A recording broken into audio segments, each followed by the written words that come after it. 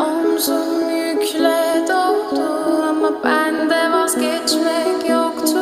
Bitmedi, bitmedi, bitirmedim.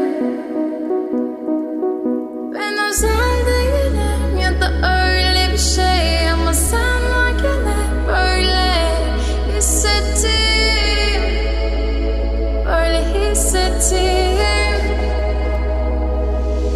Yanan her şey görünmüyor olmalı, bunu sen de hatırlarsın da artık